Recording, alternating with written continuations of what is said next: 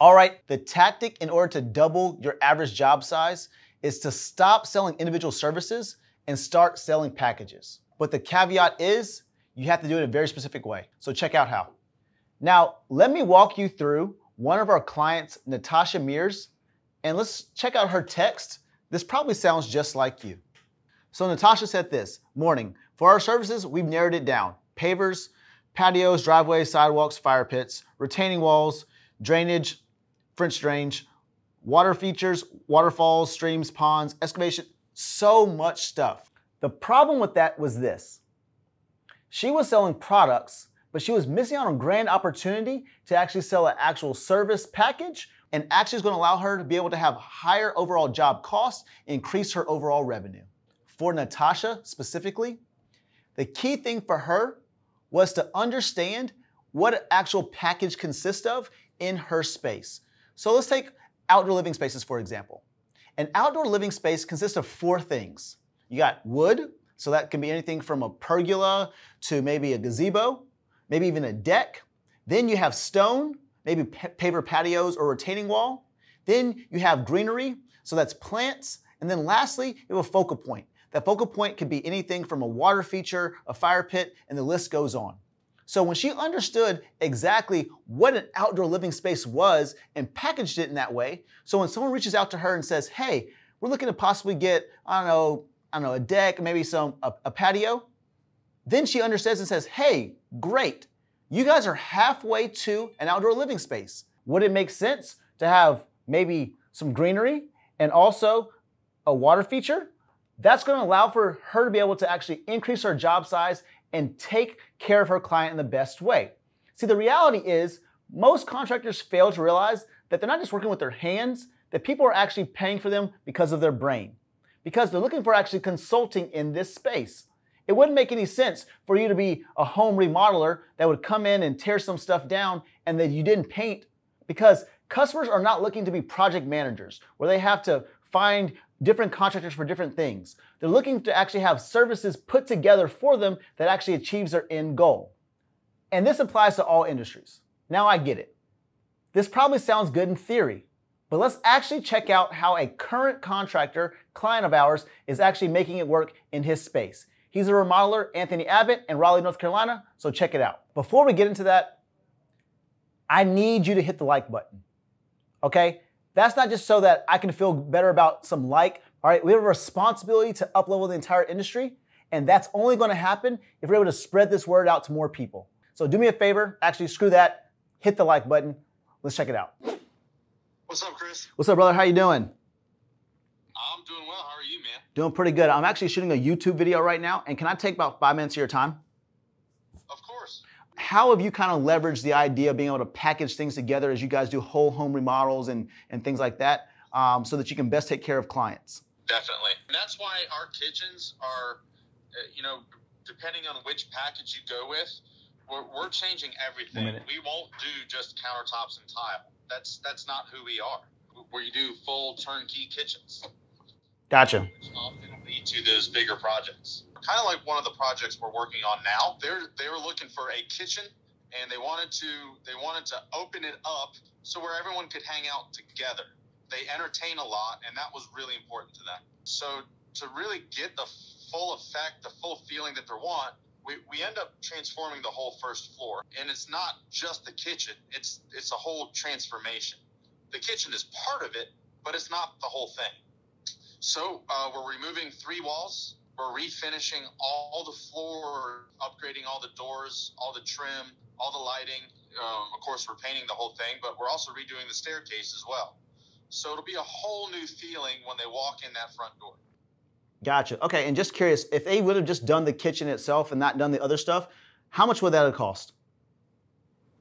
If they were to just do the kitchen, we would have been looking at about $75,000. Okay, $75,000. And what's all included in that kitchen?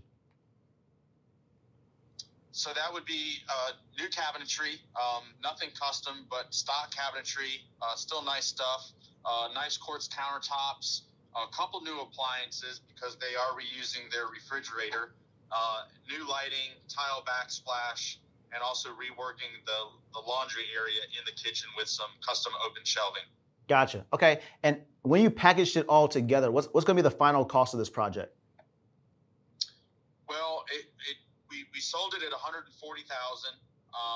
but we've had to make a few changes and a few additions. So right now we're sitting at about 154 for the whole project. Gotcha. Okay. So starting out, if it was just the kitchen itself with the different, the cabinets, the countertops and things like that, but packaging all this together, you've more than doubled that actual overall job size itself. Definitely. Yes, sir. Okay.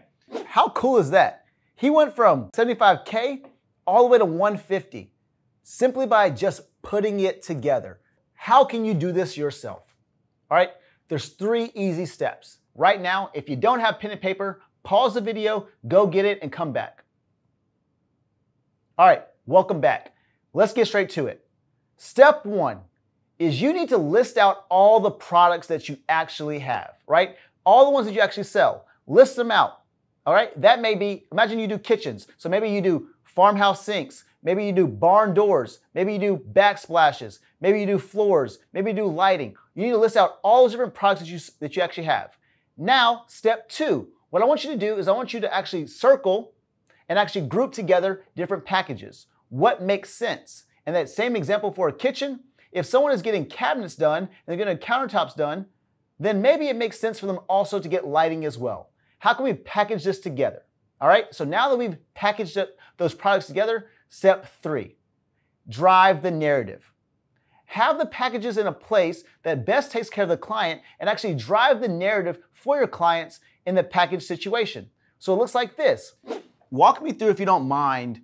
Let's say someone hits you up and they actually are looking just for, in their mind, hey, just cabinets, and maybe cabinets and countertops, and that's what their thought process is. Hey, I want a kitchen, I want you to do the cabinets, the countertops, and maybe open some stuff up for me.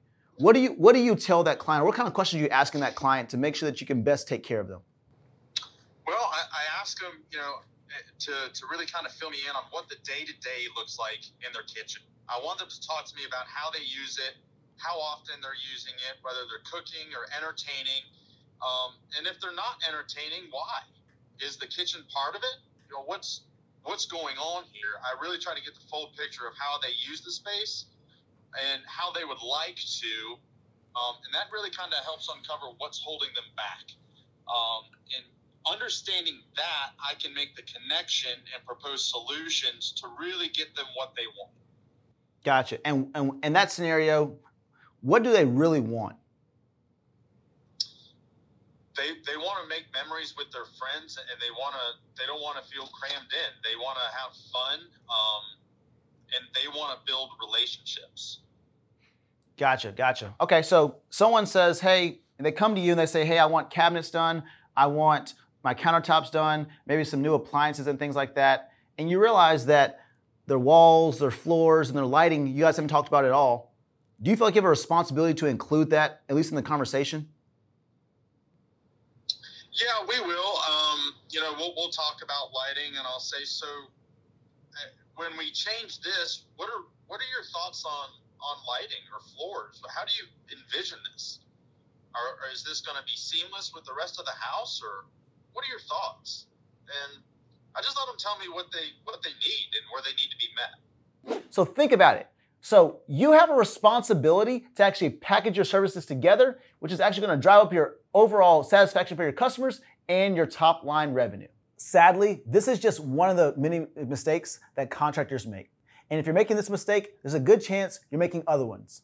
Right here, we got another video that's going to allow for you to understand the many mistakes that small contractors make and get ahead of those before they become a problem for you. Check it out.